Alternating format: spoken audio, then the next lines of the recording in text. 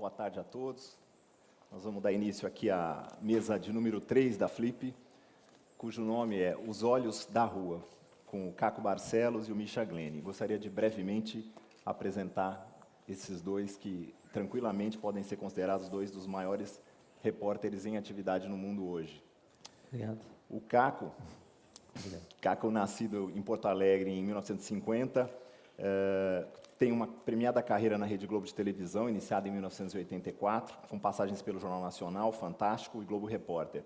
Ele também publicou livros de reportagem impressionantes sobre o universo da violência policial e do narcotráfico. Entre eles, Rota 66, lançado em 1992, uma contundente denúncia dos crimes da tropa de elite da PM paulista, que lhe rendeu um prêmio Jabuti e ameaças que resultaram em perseguições, quase o levaram uma temporada fora do país, né? E o Abusado, o dono do Morro do Santa Marta, sobre o traficante Marcinho VP, também ganhador do prêmio Jabuti em 2004.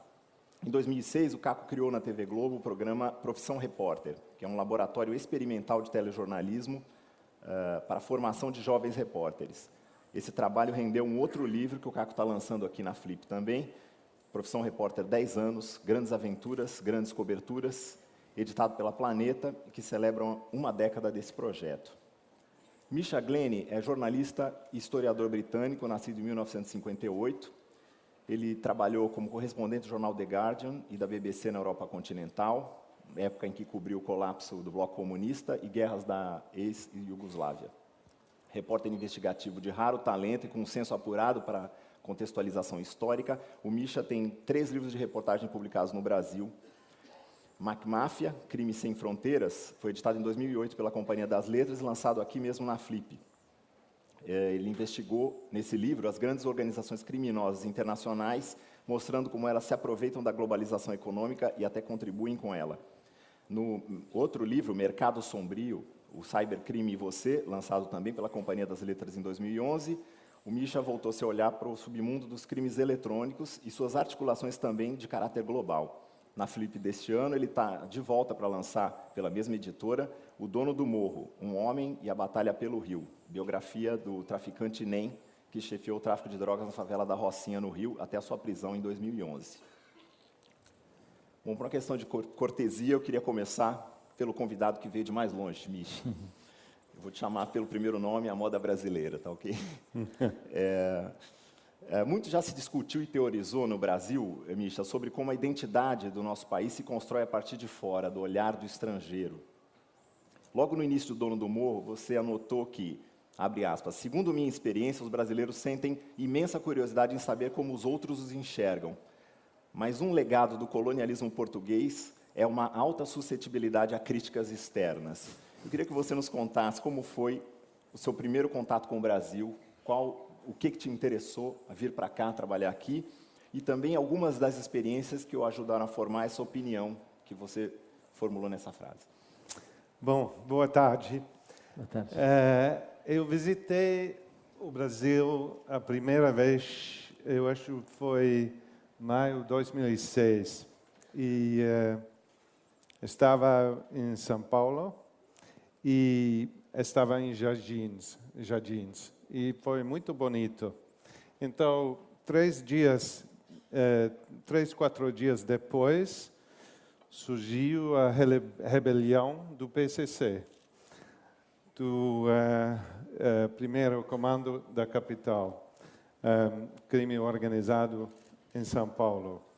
E isso foi para mim uma grande surpresa, um choque. E eu percebi que o Brasil é muito mais diferente do que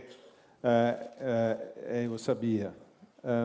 Mas lá fora, os estrangeiros têm uma percepção do Brasil que eu acho, preso dos estereótipos, tipo futebol, tipo samba, carnaval, vocês sabem tudo. E eu percebi que o Brasil é um país muito complexo, mas ninguém fora do país, poucas pessoas, sabem isso. Portanto, eu quis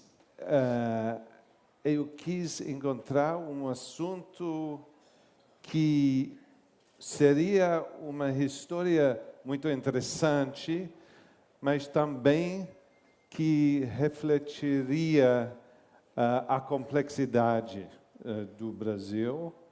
E é também interessante que não tem muitos livros fora do Brasil sobre o Brasil, em inglês, por exemplo.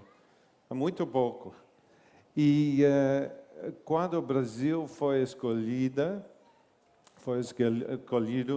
a sediar a Copa do Mundo e os Jogos Olímpicos para Rio, chegou a hora, eu acho, porque a gente fora tinha, então, o interesse no Brasil. E eu estava, em 2011, eu acho, em novembro, no Rio, quando foi o NEM preso, NEM da Rocinha, Antônio Francisco Bonfim Lopes. E foi um acontecimento curioso, muito curioso, porque me lembro na prisão de O.J. Simpson, nos Estados Unidos, porque foi na televisão, ao vivo. E eu percebi, nos dias seguintes, como a metade do Rio considerava que o NEM da Rocinha foi um demônio. E a metade do Rio considerava ele como o herói, Robin Hood. Portanto, para mim, essa história sobre um homem que 5 anos era não somente o chefe do tráfico na Rocinha, o chefe do negócio maior na Rocinha, mas também foi o presidente, de facto presidente da comunidade de 100 mil pessoas.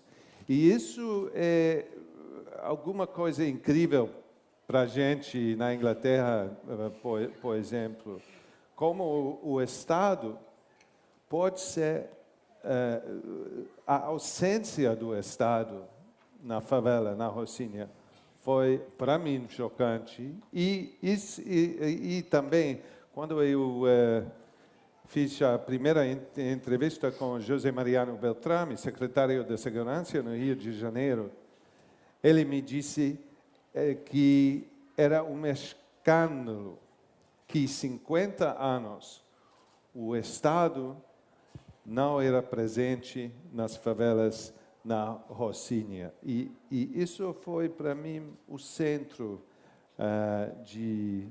do meu interesse no Rio e na Rocinha e no Brasil.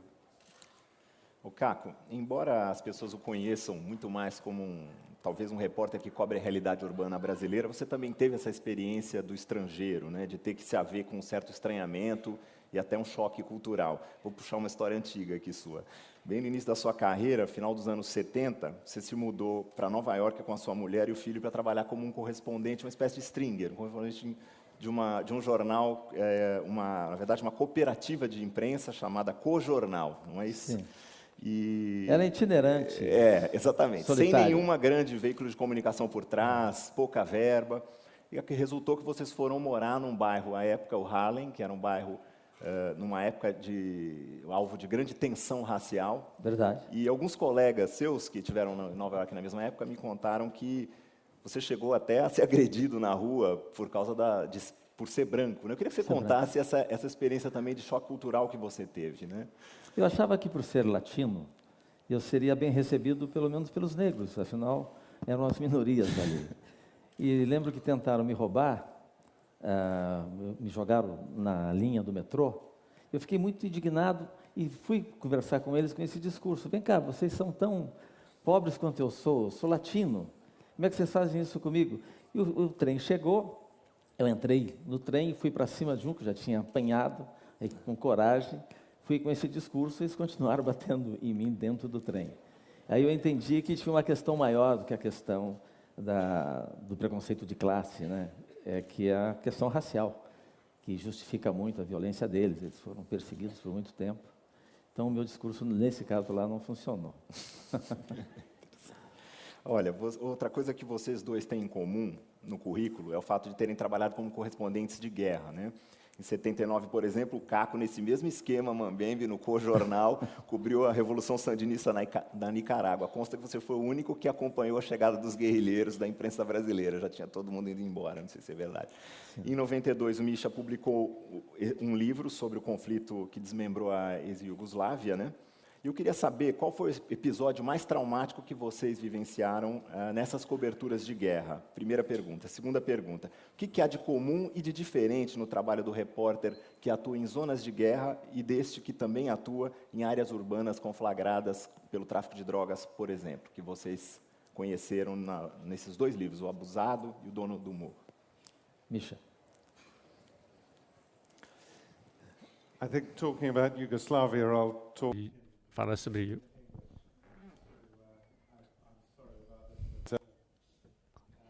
eu acho que, sinto muito falar isso, mas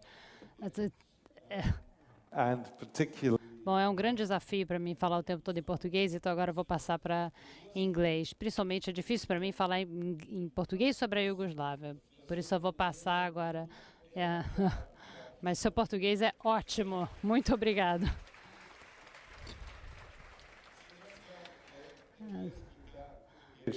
para mim, eu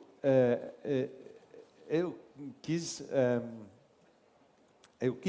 pelo menos tentar aprender português se eu escreveria um livro sobre Brasil, sobre Rocinha.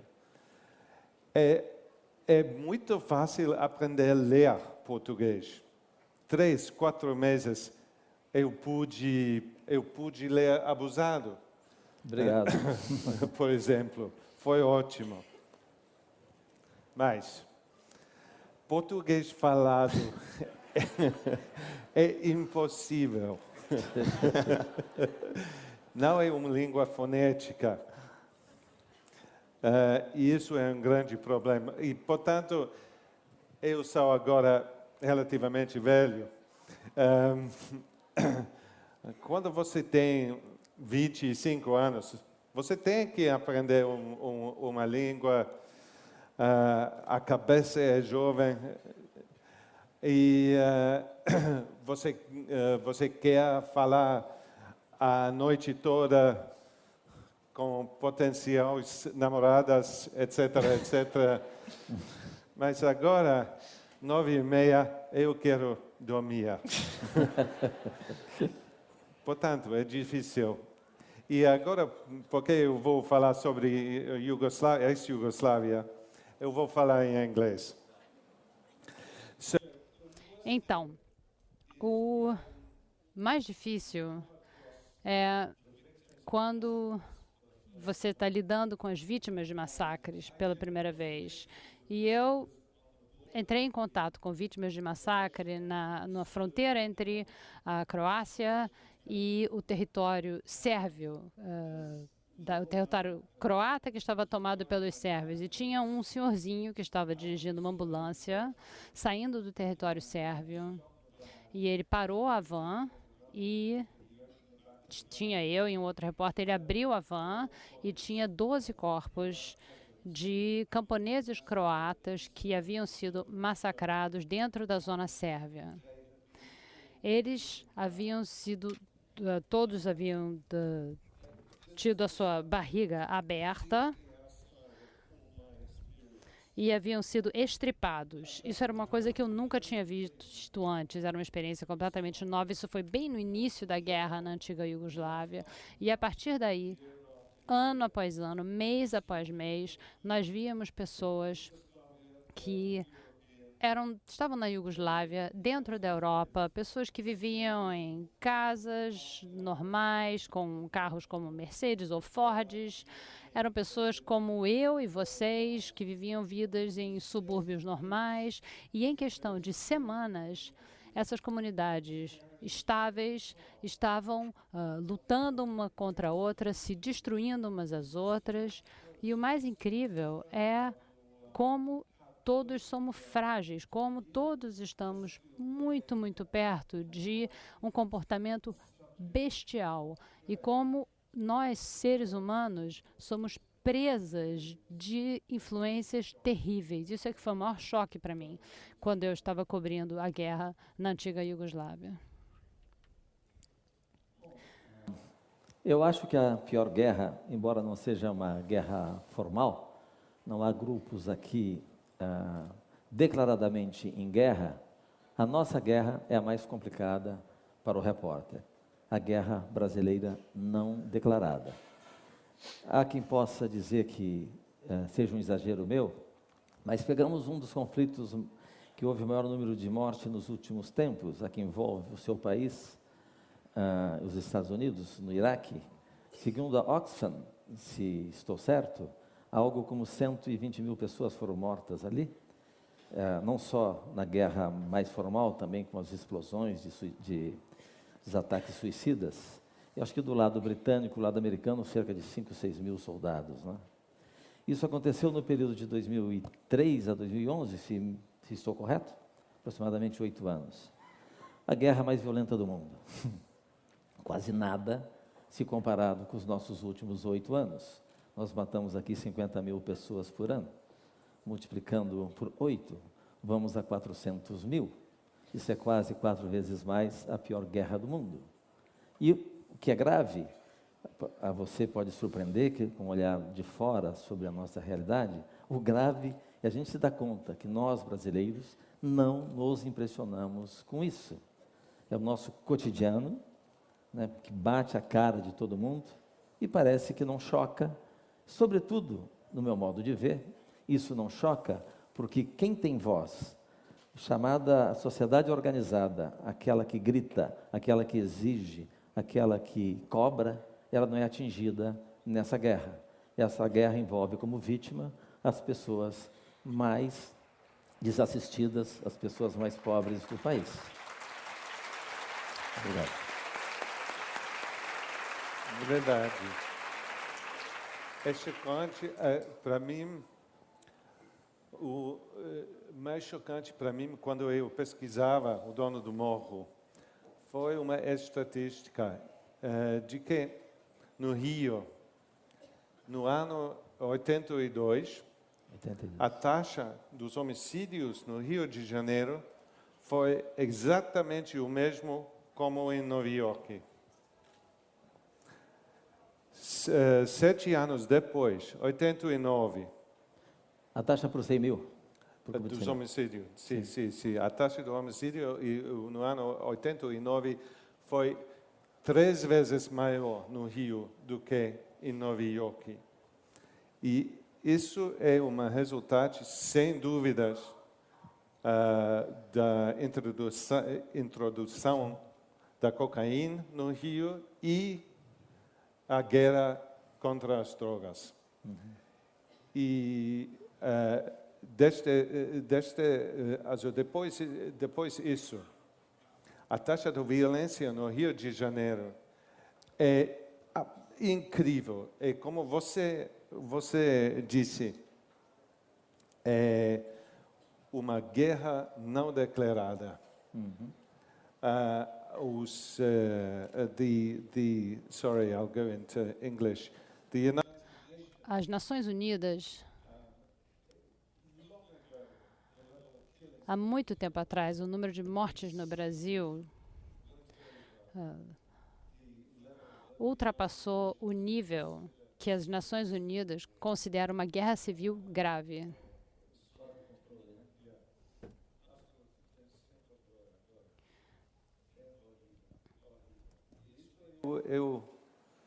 Eu pude ver na Rocinha, é interessante, apesar da UPP Rocinha tem uma grande rua, Estrada da Gávea, tem alta, tem baixa, e os policiais da UPP controlam até hoje a Estrada da Gávea e Rocinha Baixa, Barcelos. Mas quando eu andava fora da Estrada da Gávea, dentro da favela, depois de 5 minutos, eu encontrei os caras com fuzis, com pistolas. Eles, durante a UPP toda, têm controle, sobre a periferia da Rocinha. As drogas nunca deixaram De Rocinha. existir mesmo com a presença da UPP ali. Sim. Né? Eu queria perguntar, já que o Caco levantou uma questão importante de como dar voz a essas pessoas vítimas dessa guerra tão terrível, num texto escrito pelo cineasta João Moreira Salles para o seu livro, Misha, ele diz o seguinte, que a vida de uma cidade é a história de sua gente, de seus intelectuais e comerciantes, seus trabalhadores, policiais e também de seus bandidos. Eu queria então que vocês dissessem por que dessa escolha, né? Por que a escolha desses personagens, os mais estigmatizados socialmente, digamos assim, o traficante, né? No caso Marcinho VP e o NEM, para contar essa história. Bom, a minha escolha tem a ver com acho que uma contradição. Há um livro de um parceiro que eu admiro tanto, que fala da cidade partida. Eu acho que é uma partida verdade, porque, na verdade, a cidade não é partida, se observarmos da seguinte maneira. E desculpe os intelectuais que estão aqui, eu acho que a maioria aqui que está na plateia, ela é formada pelos brasileiros que estão do grupo dos mais bem informados. Mas me desculpem, os trabalhadores de baixa renda são muito mais bem informados que vocês, do que nós. Por que eles são mais bem informados? Porque eles conhecem os dois lados da moeda. Quem mora no morro, ele conhece as duas realidades. A empregada doméstica, por exemplo, que está lá na casa do bacana, ela conhece toda a intimidade da vida do bacana. Já o bacana, nem no dia em que o filho dela é morto pelas chamadas tropas de elite, ela se digna, essa patroa, de visitar a empregada doméstica na sua casa. Certo? Sob o ponto de vista da realidade, a empregada doméstica é muito bem informada que nós. Eu estou incluso nesse nosso grupo aqui. E é impressionante a gente saber, por exemplo, e constatar, e por isso a minha escolha para fazer o trabalho no Morro Dona Marta, que é um morro que está no coração da Zona Sul, a empregada doméstica, frequentemente, ela sai na segunda-feira bem cedo de casa e ela só volta no sábado à noite, aquelas que dormem no emprego. Então, essa mulher, ela só é mãe no domingo. E essa é uma mãe exausta, exaurida. Ela chega em casa, quase sempre deixa os filhos ou abandono. Ela tem que dar conta ali, por exemplo, do acúmulo de louça sobre a pia, que ninguém lavou. Ela tem que saber como é que o filho foi no seu desempenho na escola, quando vai à escola. Ela tem que lavar a roupa suja. E se ela constata, por exemplo, que essa roupa está suja de sangue, aí é que ela vai dar conta de que o filho ou a filha está no tráfico. Que altivez ela tem, que força ela tem para dizer para o filho, ou minha filha, como é muito comum no tráfico de drogas hoje, minha filha, siga a trajetória da sua mãe trabalhadora. Olha que vida maravilhosa eu estou te dando, graças ao mercado formal de trabalho, graças à família da minha patroa. Siga o meu caminho. É difícil ela dizer isso, sabendo que é a filha, se está no tráfico, que vai trazer as benfeitorias para o barraco, porque o salário medíocre, indigno que ela recebe, não é capaz de competir com os chefes do tráfico. E pouca gente se pergunta Porque o traficante consegue ser mais eficaz que o nosso patrão formal e não consegue competir com eles. Faz com que aumente todo dia o número de jovens, meninos e meninas que seguem uma trajetória diferente daquela do mercado formal de trabalho. Eu acho que, ao iluminar a história desse povo do morro, a gente está entrando, embora muita gente não reconheça ainda, no universo de todos. Porque a empregada doméstica, eu sei que muita gente não vê assim, mas ela é a segunda mãe da casa dos bacanas. E quase sempre ela trabalha muito mais que a patroa tem que trabalhar fora. Então, é um envolvimento muito grande, permanente, e para a gente conhecer esses dois lados, eu acho que precisa conhecer o lado daqueles, onde moram aqueles que pouco recebem a visita de um repórter. Eu nunca vi, por exemplo, um promotor público, eu raramente vi um promotor público que suba favela, eu nunca vi um juiz nas favelas. Não é um ambiente que não é frequentado nem por aqueles que precisam frequentar por dever de ofício, que é o nosso caso, nós jornalistas, não é? A gente tem que circular por todas as áreas da cidade. É impressionante, quando eu escrevi o Abusado, não sei se aconteceu com você também, Misha, algumas pessoas me criticaram porque eu estava iluminando a história de um bandido, dando voz a um bandido, como se não fosse um ser humano. Aconteceu com você também? E para esses que me criticavam, eu perguntava, por que você, e sobretudo quando era um colega jornalista, quando eu vi, por exemplo, já aconteceu comigo, provavelmente com você, pessoas das elites brancas brasileiras envolvidas em uma falcatrua, por exemplo, ou um governador acusado de ter sido desviado grandes quantias financeiras, por que não me pergunta, você não está sendo promíscuo ao dar voz a esse governador acusado de ter sido um desvio financeiro? Acho que é um componente de preconceito de classe muito grande, né? Quer dizer, se ele é bandido, criminoso de baixa renda, não deve ser ouvido, não deve ter voz. Se é das elites, digamos, um industrial, um grande empresário, começa que nem ele é chamado de bandido, né? Quase sempre é atribuída a condição dele de criminoso, acusado de ter cometido algo ilícito. Se é de baixa renda, vira bandido de maneira imediata. Acho que falei demais sozinho. Sim.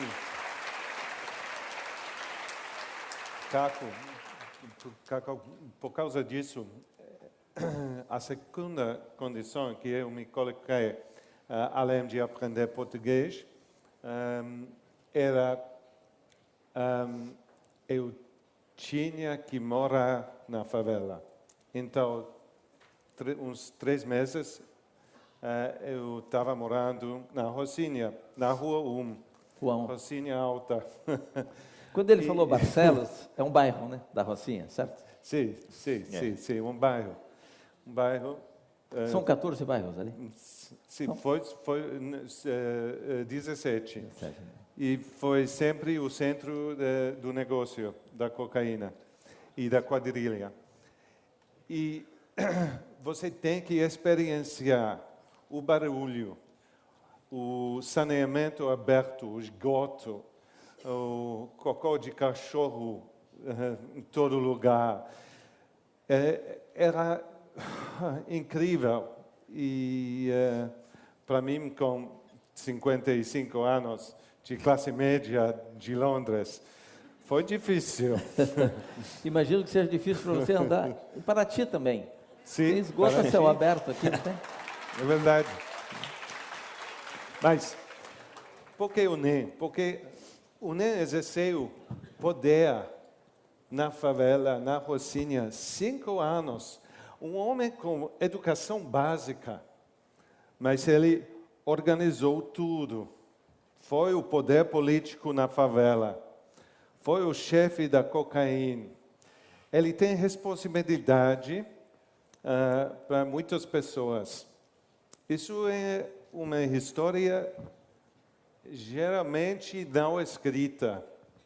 Como funciona isso?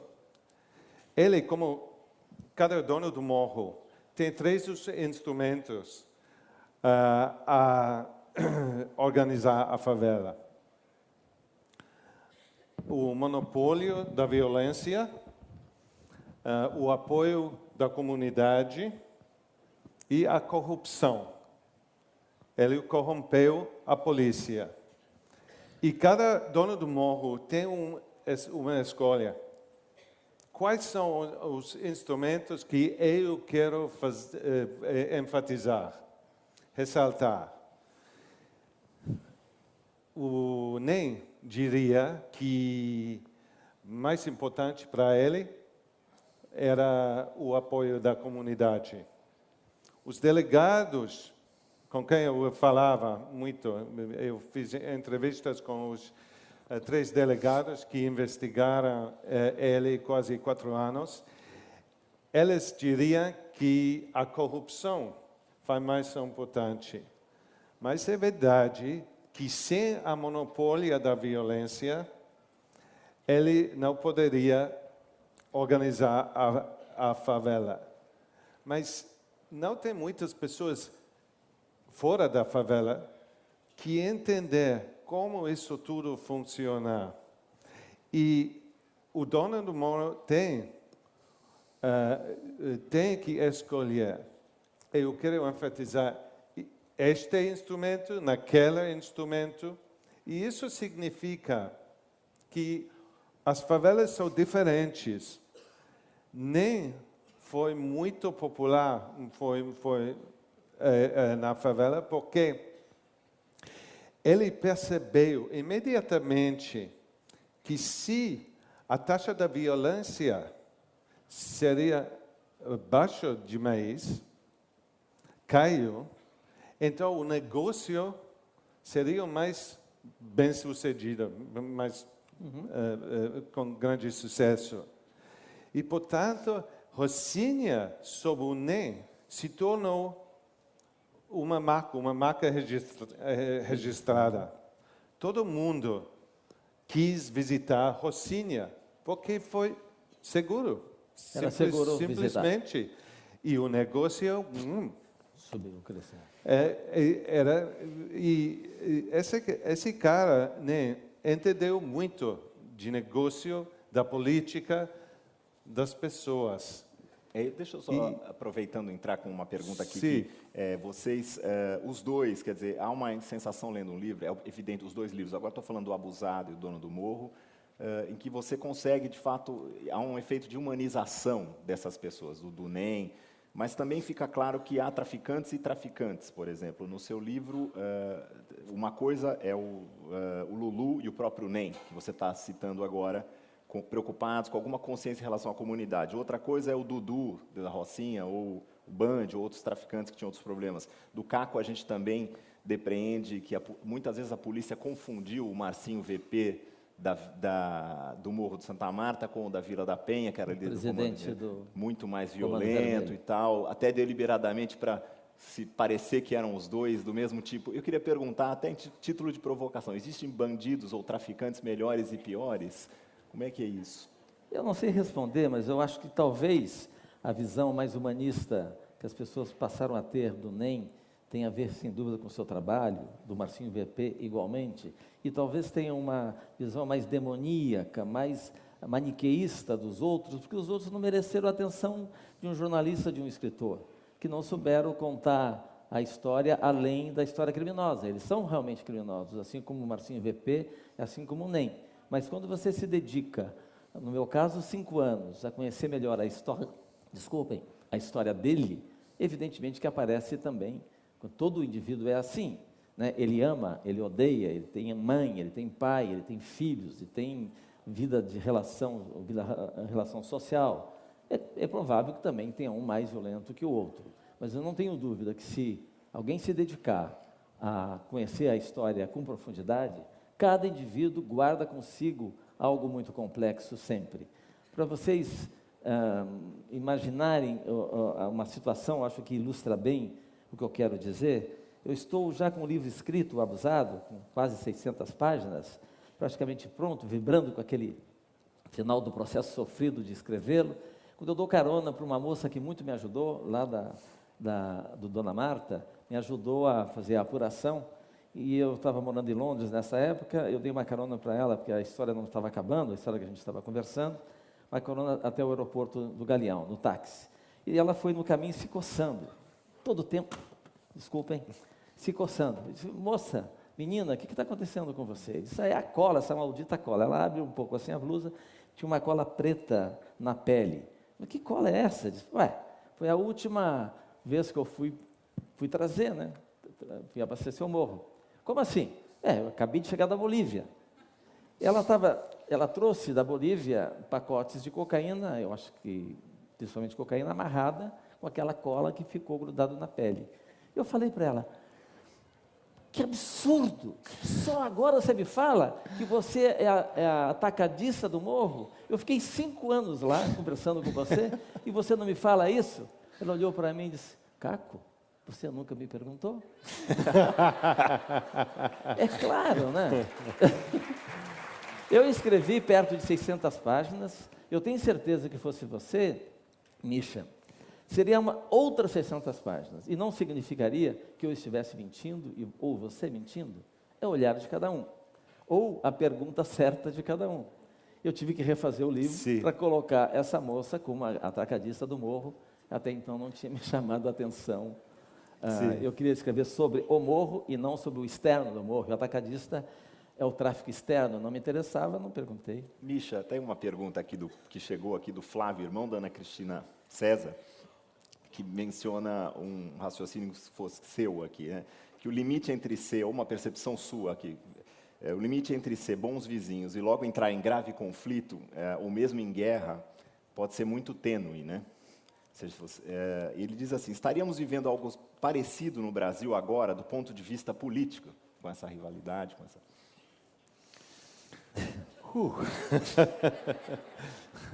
Não, a gente tem uma crise também na Inglaterra agora. Mas é bem interessante porque esse fenômeno da polarização da comunidade é agora a mesma no Reino Unido como no Brasil. E também nos Estados Unidos com Trump, etc., etc. Isso é provavelmente e parcialmente um resultado, uma consequência das redes sociais e como a gente agora comunicar com as pessoas. Mas o crise agora eu posso falar aqui. A situação no Rio piorar cada dia, é cada dia pior. É horrível ver os argumentos em Brasília sobre tudo, sobre impeachment, etc., etc., Petrolão, e o orçamento de segurança no Rio caia e caia. E agora eu acho que o PP está colapsando na Rocinha, no Complexo do Alemão, na Maré e nas outras favelas. Eu acho que a situação ficará estável até o fim dos Jogos Olímpicos. Depois disso, quando o mundo olha em segundo lugar, ninguém não pode previsar o que vai acontecer no Brasil no Rio de Janeiro. É uma situação muito imprevisível e perigoso. Deixa eu passar aqui para uma pergunta que veio recorrentemente aqui da plateia, Silvia, Winter, Sandra, Você diz Roberto. depois da Olimpíada, Misha? Você fala depois do fim da Olimpíada? Depois. Após o final da Após. Nauton Rodrigues, e é uma pergunta que também nós tínhamos aqui, que é o seguinte: em algum momento do livro, o Misha chega a dizer, fazer uma crítica contundente da política de guerra às drogas. Como um gringo de um país que é ardoroso defensor dessa política, poucas coisas me parecem mais imorais. Eu queria que você explicasse por que ter colocado essa sua afirmação e também ouvir a opinião de vocês dois sobre descriminalização e legalização das drogas. Simplesmente, a guerra nas drogas é sem moral. A guerra contra as drogas é a causa dos homicídios no Brasil, em México, em Colômbia, Afeganistão, sem qualquer racional base. Isso é tudo. Eu posso criticar isso porque no meu país eu critico, eu estou bem aberto em crítica desta política, e decriminalização e legalização é o futuro de um mundo racional, onde o ser humano é no centro da política e não os interesses fiscais ou politicais.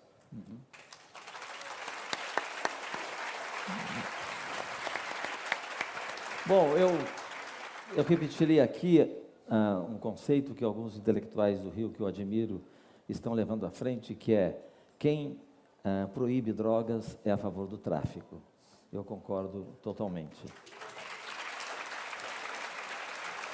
Porque quem ganha com a ilegalidade, a não ser o traficante e o funcionário público desonesto, que em vez de combater, acaba se corrompendo. Não vejo ninguém se beneficiando com isso. Do ponto de vista da saúde pública, é questionável também, porque se não fosse proibido, muitos jovens não morreriam, por exemplo, por overdose, porque chegariam livremente no hospital e diriam: olha, eu consumi substância A, B mais C, ou seja, você tem mais condições de salvar a minha vida na medida que você saiba que eu consumi determinadas substâncias. E outra coisa, é muito hipócrita você fazer o combate às drogas tirando dela o álcool. O grande responsável pela morte do Brasil também, um grande responsável também é o álcool. Só porque não é ilegal, você desconsidera? E do ponto de vista da saúde pública, né? O álcool, ele causa câncer no fígado. Eu perdi uma quantidade imensa, desde a minha infância, de amigos mortos pelo alcoolismo. O álcool causa morte no trânsito, se o motorista for irresponsável. Os homicídios que nós acompanhamos de perto, tem vários estudos, poderia citar, se vocês quiserem mais à frente, uma meia dúzia de estudos apontando a relação de causa e efeito nos homicídios, consumo de álcool e violência do outro lado. Tem homem generoso, um bom provedor de sua família, que quando consome álcool em medidas um pouco exageradas, se torna um indivíduo violento. Ao fazer o livro O Abusado, onde eu passei 5 anos circulando pelo morro, eu acho que o Misha deve ter tido a mesma experiência na Rocinha, é impressionante a quantidade de famílias destruídas pelo álcool. Eu falei com aproximadamente 200 jovens envolvidos com o tráfico de drogas no Rio de Janeiro. Eu não recordo de nenhum deles que não tenha tido uma experiência negativa com álcool. É a mãe alcoólatra, mais frequente o pai alcoólatra, pai violento, que desestrutura aquela família. E eu acho que, não posso dizer que é a porta de entrada, acho uma bobagem falar isso, mas desconsiderar o álcool como fator de gravidade numa política pública, né, relacionada com substâncias só as ilegais, acho que é uma hipocrisia preocupante. E veja como isso envolve todo o sistema. Observem que, por exemplo, os anúncios publicitários em todos os veículos de comunicação, o Congresso participou dessa hipocrisia. É proibido você divulgar o alcoolismo, né, propagar o álcool como coisa positiva, e hoje propagam até em Jogos Olímpicos, né, são patrocinadores de Jogos Olímpicos, até o índice de 4,5, para proteger a cerveja dessa ilegalidade. Acima de 4,5, você não pode propagar. Abaixo de 4,5, sim. Não é um fenômeno só brasileiro. Na França também, a mídia, de modo geral, os meios de comunicação, fazem vistas grossas para o consumo do álcool, porque o vinho é uma substância extremamente importante para a economia do país. Saúde pública em segundo plano. Olha, eu queria trazer a discussão. A mãe e o pai do NEM foram alcoólicos grandes e Perfeito. ele foi testemunha como criança na violência doméstica quase cada dia, cada dois Que acaba dias. reproduzindo depois essa sim, violência. Exatamente.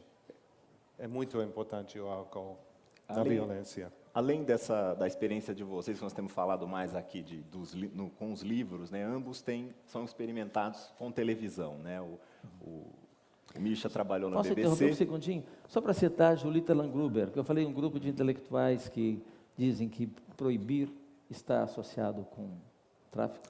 Ela está à frente desse movimento. E queria falar um pouquinho sobre diferentes linguagens, né, do livro e da televisão. Como é que isso, as maneiras de impactar e também do trabalho do jornalista nesses dois tipos de linguagem. E aproveitando, emendar uma pergunta também sobre o Profissão Repórter, que além de ser um programa de televisão, quer dizer, jornalístico de televisão, é quase um programa metalinguístico, um programa em que o fazer jornalístico é colocado em foco. Então, eu queria colocar essas duas questões para vocês. Quem quiser começar. Eu trabalhava com rádio, não com televisão, mas é mais ou menos a mesma pergunta. O rádio, a televisão, elas são imediatas, mídia imediata.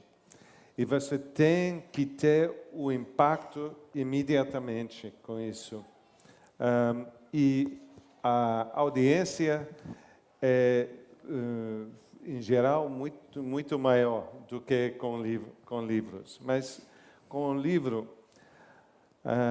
a gente tem a possibilidade de explorar, ir mais profundo no assunto e também entender muito melhor as pessoas sobre quem a gente escreve.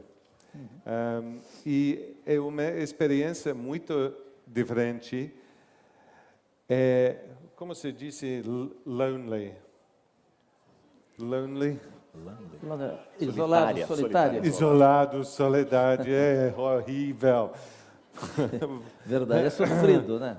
Você olha no computador e nada. É muito sofrido escrever, né? Muito. Eu sentia muito isso, eu sofria demais e demorava às vezes, eu lembro, um dia inteiro para escrever um parágrafo. Você fica ali caçando a palavra mais adequada, mais precisa, e sempre há 200.000 maneiras de escrever uma mesma frase, não é? Em televisão, imagina, às vezes você não tem 15 minutos para escrever a história inteira. E esse aspecto imediatista tem um lado que é um pouco perverso, eu diria, mas também é fascinante, porque você tem que ter poder de síntese.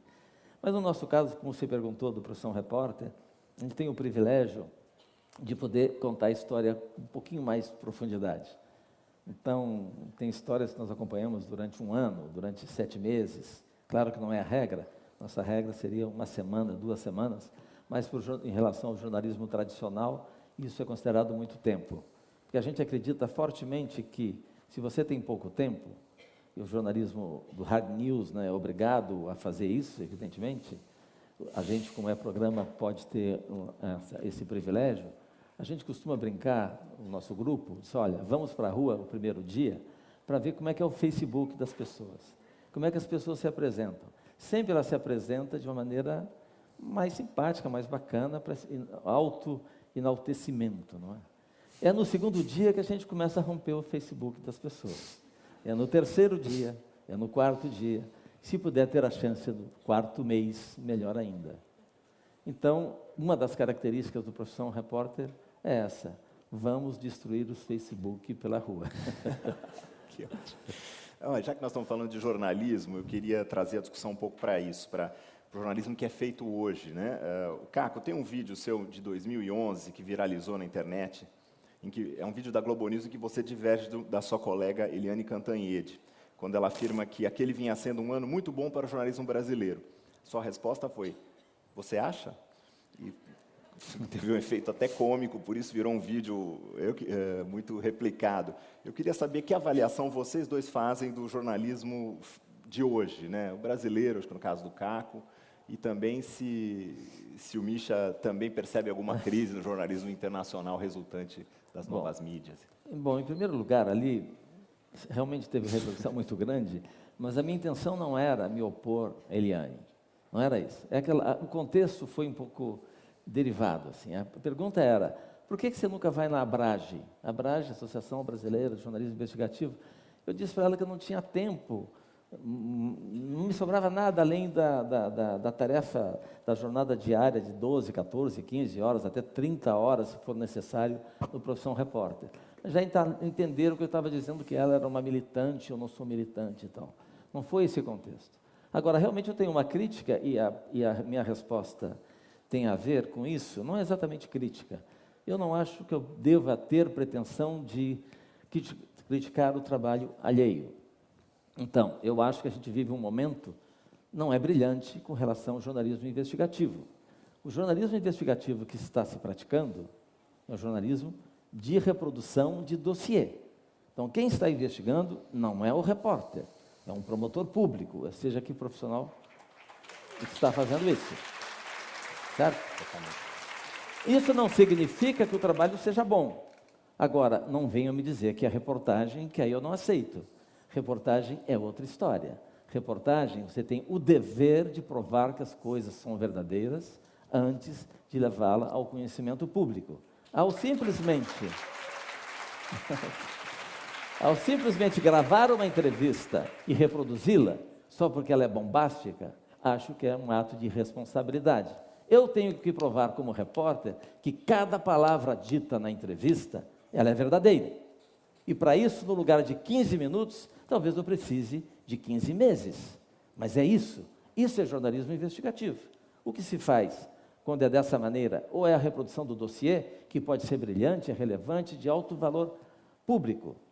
Mas eu prefiro checar se o dossiê, cada frase dita ali, ela é verdadeira. Não sei se todos fazem isso.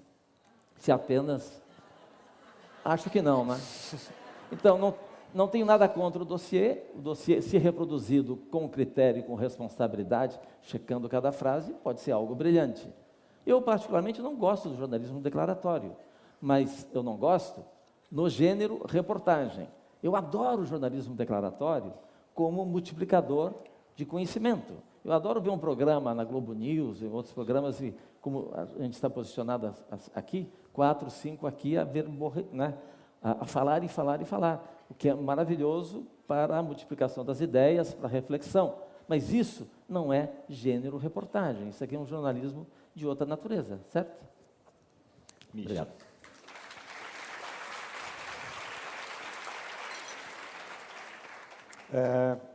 O internet mudou tudo.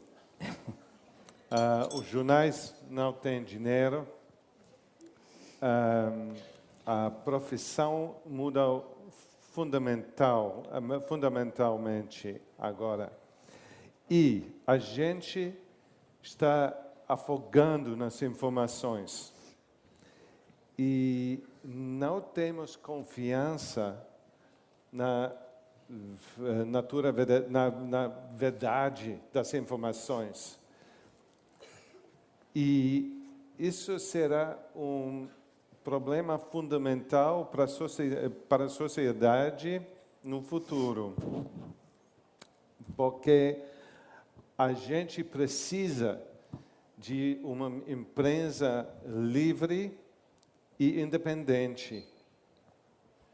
E cada dia a imprensa é menos independente a menos livre. Eu não tenho respostas para esses problemas, mas a minha profissão está agora no crise que nunca no passado. Misha, eu não sei o que você pensa disso, mas eu sou um pouco mais otimista com relação às redes sociais. Elas representam, né, acho que você concorda, uma coisa maravilhosa, que é a possibilidade de você enriquecer na busca de informação e de pesquisa, melhorar muito o seu trabalho. Agora, como plataforma, já é um pouco mais complicado, né? Também é maravilhoso. Você pode 100% das vezes usar a mídia social como plataforma. Eu posso fazer um rádio ali, uma emissora de rádio, posso fazer um blog, posso fazer até uma mini estação de TV. Eu acho isso maravilhoso. Só que nesse momento, como ali não há filtro, tem muita coisa abusiva, sem critério e tal. Mas eu fico torcendo para o autor lá da rede social para que ele possa um dia se profissionalizar, ganhar dinheiro como a gente ganha, que somos jornalistas profissionais. Eu acho que a gente leva uma vantagem ainda, porque tem alguém pagando para eu ficar 24 horas captando informação. É claro que eu levo ainda mais vantagem sobre aquele autor das redes sociais. Se ele é um médico, ele tem que ficar lá no consultório 10 horas por dia, e na 11ª hora que ele vai virar um comunicador. Assim como um engenheiro, seja quem estiver lá, o pessoal da mídia ninja, fico torcendo para que eles se tornem também profissionais e venham concorrer com a gente. A gente tem concorrente demais hoje, concorda? Um detalhe, que as pessoas talvez não percebam. Quem são os concorrentes dos repórteres? Antigamente, você, quando ia para uma guerra, as pessoas esperavam você chegar lá, você ia contar a história, com o seu olhar, sobre aqueles acontecimentos. Hoje, o equipamento chega primeiro. Vai ter uma câmera ao vivo lá, esperando a sua chegada. Bom, então a câmera é um concorrente nosso. Mas aqui no Brasil, não sei se você observou, tem muito humorista que é concorrente do repórter. Tem pessoas que acreditam que eles sejam jornalistas também. E eles são, alguns até são investigativos, quase ofensivos. Por exemplo, te perguntam, por que você vem roubando há 50 anos? Se você reage mal, ele usa a licença poética da poesia do humorista e diz, é uma brincadeira, e dá uma gargalhada. Se funciona bem, ele vai em frente. Concorrentes também, marqueteiro, na área política, né? O camarada que faz uma pesquisa de opinião, fica sabendo que o povo quer ouvir, digamos, um discurso de esquerda, a tendência é esta, mesmo que o candidato seja de direita, ele põe um discurso de esquerda na boca do camarada de direita. Outro concorrente, os assessores de imprensa. Nós, no Profissão Repórter, desviamos das assessorias. É verdade que há assessores que contribuem para melhor você fazer o seu trabalho, mas uns que só querem defender o interesse da empresa que o contratando. E os próprios políticos, os estadistas, como um grande comunicador. A gente pode citar vários. Eu citaria Obama, o Barack Obama. É um grande comunicador. É o camarada que lê o teleprompter assim, com maior naturalidade, sorridente e tal. Mas veja, eu acho que ele é um grande comunicador, mas não sei se o público percebe, mas ele tem falhas gritantes, sob o nosso ponto de vista. Uma pergunta, quem sabe como Osama Bin Laden foi morto? Vocês sabem que ele morreu. A minha mãe não acredita até hoje. Por que ela não acredita? Porque Obama não mostrou. Como é que foi mostrado, contada a história da morte do Osama? É uma câmera focada no rosto, né, do presidente dos Estados Unidos, ele assistindo ao vivo a operação que matou e fuzilou, não sei o que fizeram com Osama. Nenhum momento a câmera vira e mostra a operação ao vivo que o presidente está acompanhando. E até hoje ninguém sabe onde está o corpo do Osama. Então ele é um grande comunicador, mas ele é um péssimo repórter. É um péssimo repórter. E não sei se as pessoas se dão conta disso, né? A diferença entre comunicar e ser repórter e falar a verdade, né? Tem uma diferença grande entre uma coisa e outra. Para a primeira vez, no ano passado, temos na Inglaterra mais jornalistas que trabalham para companhias de marketing e public relations do que na imprensa. Olha, Sim. incrível. A profissão muda fundamental. Totalmente. Você sabe quando a gente sai para a rua, no Profissão Repórter, gravar, por exemplo, no hospital? Como as autoridades aprenderam que, com assessoria, divulga melhor o que quer, do jeito que quer, eles são acostumados a receber, antes da figura do repórter, um telefonema de produção pedindo autorização para entrar. Tal. A gente não faz isso. A gente vai direto, bate lá, e evidentemente vem não, vocês não podem entrar. Sabe o que eu respondo? Muito obrigado. Minha matéria vai ficar muito melhor. Sem autoridade falando. A gente fica na porta, falando com as pessoas, que entram e saem, e trazem informação de fora e de dentro. Não precisamos de autoridade quando ela quer nos enganar, não é? Olha, tem uma pergunta. Tem uma pergunta aqui, nós estamos chegando já ao final, infelizmente. Tem uma pergunta aqui do João Francisco, de 10 anos, para o Caco, mas eu também faria para o Misha, estava aqui no nosso roteiro, que é: qual foi a sua reportagem mais perigosa? Né? Eu também acrescentaria te perguntando se a situação mais ameaçadora você viveu na realização do Rota 66 ou vivendo o abusado no submundo do tráfico, né? E também para o Misha, situações perigosas em que se sentiram realmente ameaçados. Bom, em ex-Yugoslávia, você estava sempre sobre ataque de artilharia, etc., etc. Mas você estava sempre com os colegas e a gente tinha um sentido coletivo, que estávamos juntos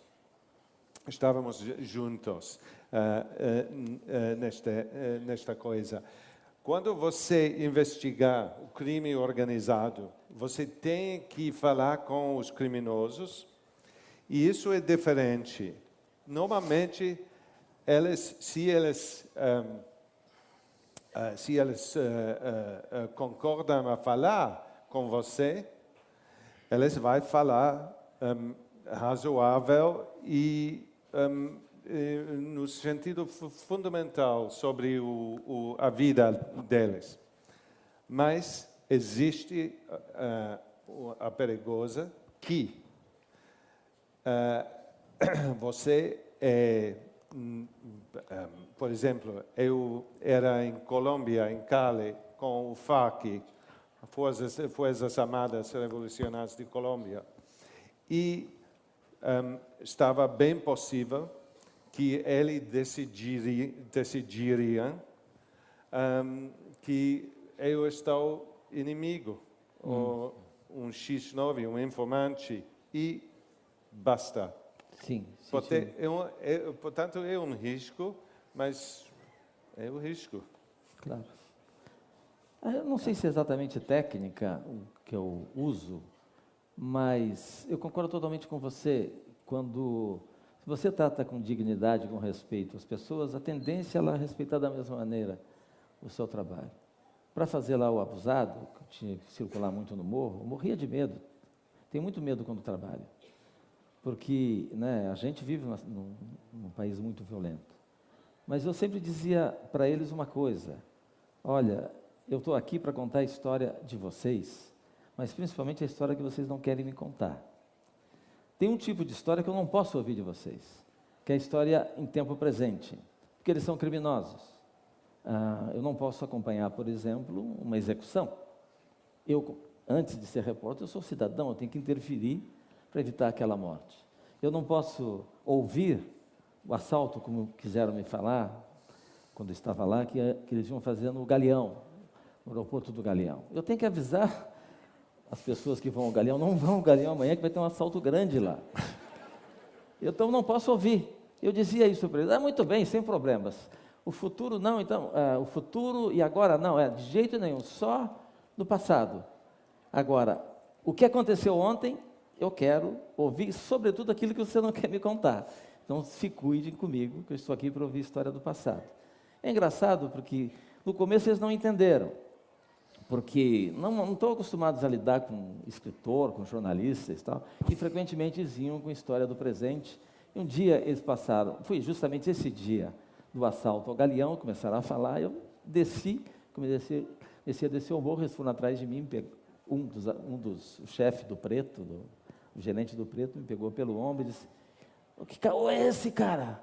Eu estou aqui demonstrando que tenho confiança em você e você vira as costas e vai embora? Qual é a sua, cara? Ele disse: olha, a minha é aquela que eu disse quando cheguei aqui. Eu não posso ouvir o que vocês vão fazer amanhã, porque eu tenho que ir lá avisar. Eu vou virar X9. O que acontece com o X9? Né, vocês vão me matar. Então eu não quero estar na lista dos potenciais X9.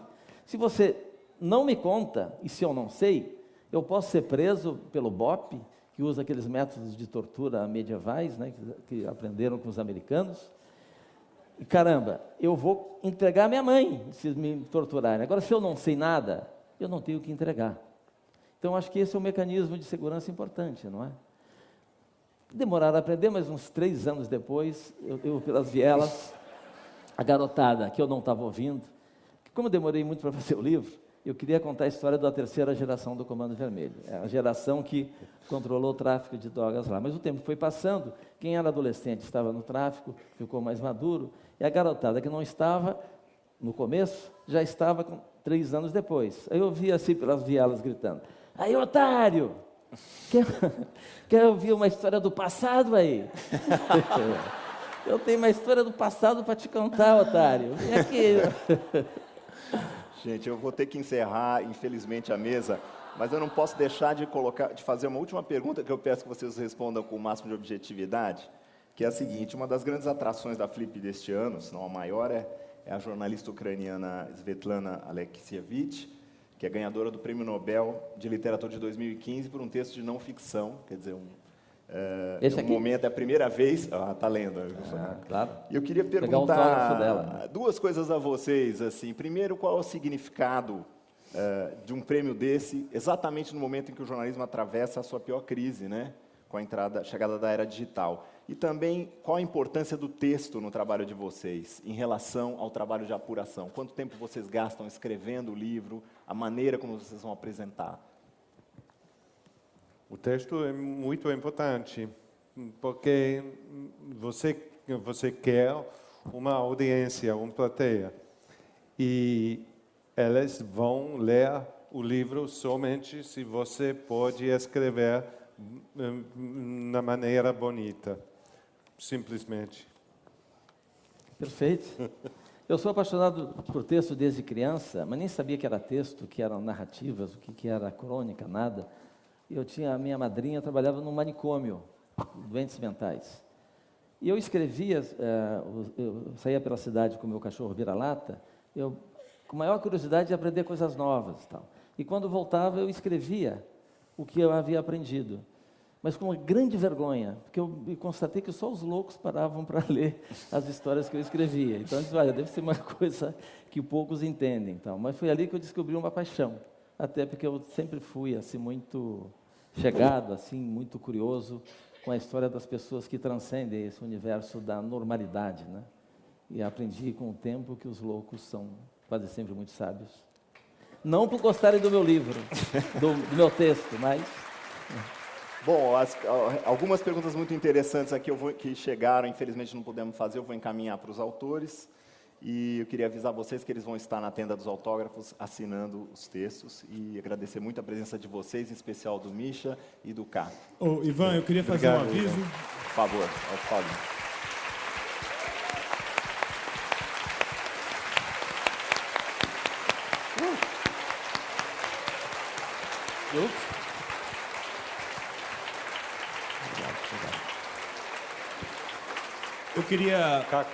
Eu queria só convidar vocês também, o Caco e a equipe dele, do Profissão Repórter, estão também na programação da Flip Mais, que acontece na Casa da Cultura. No sábado vai ter uma mesa sobre o Profissão Repórter, sobre os bastidores do programa, com a equipe toda. Estão convidados. Muito obrigado.